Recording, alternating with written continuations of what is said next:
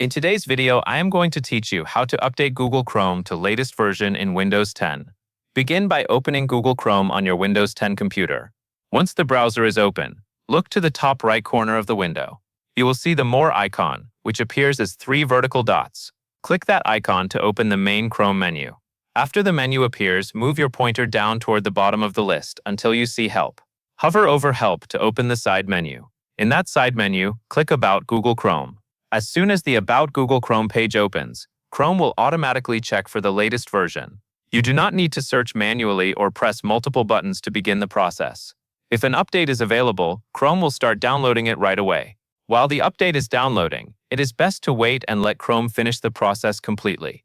In some cases, once the update is installed, Chrome may ask you to relaunch the browser. If you see that option, go ahead and relaunch Chrome so the update can be fully applied.